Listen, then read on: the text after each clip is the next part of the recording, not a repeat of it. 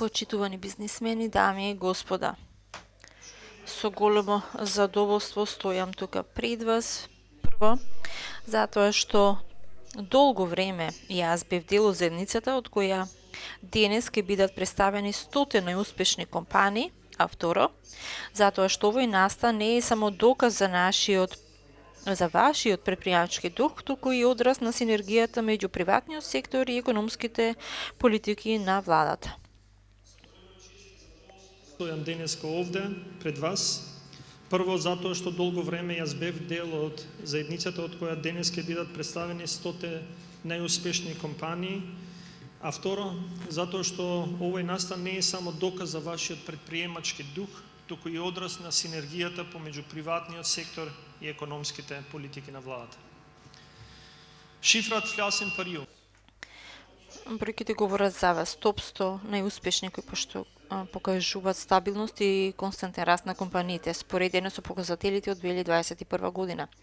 Минатата година, 2022 година, кој беше обележен со економска и енергетска криза, најдобрите 100 оствариле приход од 1 милиарда 374 милиони евра, со нето добивка од 100 милиони евра.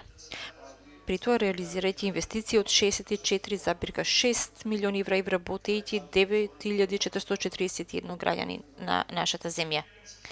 Влегувањето во новите инвестициски циклуси, задржување на пазарната позиција кај домашните компании бара и позитивен економски контекст, кој е во делот на одговорноста на владата и нејзините економски политики за поддршка на стопанството. Секојдневно расте бројот на домашните компании кои преку Законот за финансиска поддршка на инвестиции се охрабрени да инвестираат. До сега, од 2017 година до 2022 година, владата има поддржано 919 домашни компании.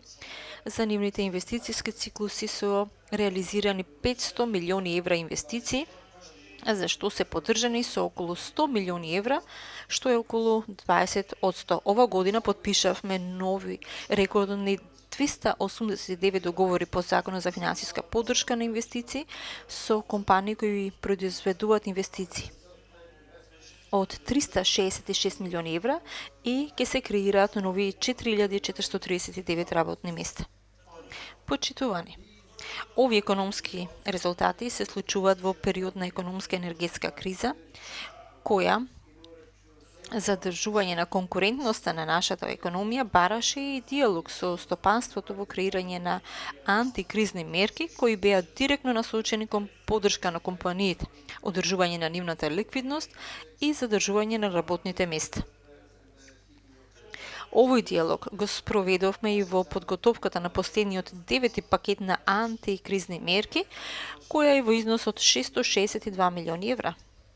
Една од мерките на овој пакет е мерката за која заедно сме дискутирали на состанок и се однесува на исплата на повисоки плати за вработените преку ослободување од плаќање на придонеси за постојно и вработени за разголемување на платите од 3000 денари до 9000 денари, како и други мерки кои веќе ви се познати.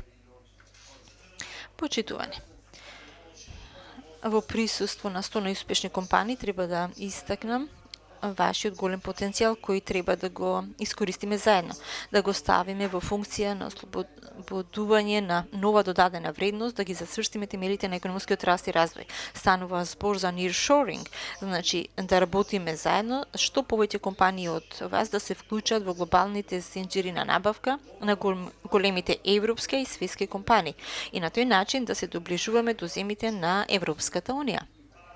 Паралелно со ова, треба да се има предвид и развивањето на регионалната соработка како можност за компаниите уште повеќе да растат, да се развиваат, да се интегрираат уште повеќе во европските и глобалните пазари.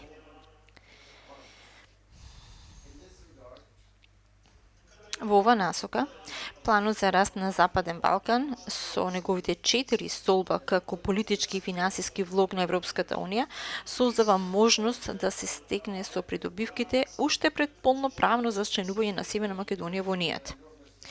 Со финансиска поддршка од 6 милиарди евра за регионот, од кои 1 милиарда ќе бидат достапни за нашата држава, Пред нашата економија се отвара уште еден извор на економски потенцијал. Почитувани бизнисмени, би сакал да ви насочам и една реална можност која благодарение на одговорната политика на владата ја создадовме пред домашните компании. Поточно, пристапот до тендерските постапки во вредност од околу 5 милиарди евра како економска можност од нашето членување во НАТО. Шанса која досега само околу 40 на компании ја имат искористено. Па затоа ве повикувам да ја искористите оваа можност за нова мрежа на економска соработка и трговски партнерства за создавање нови вредности, како за вас, така и за целокупната економија. На крај, искрен благодарност за вашиот непроценлив придонес за нашиот економски раст и развој. Искрени честитки до сите 100 компании за заслуженото признание. Ви благодарам.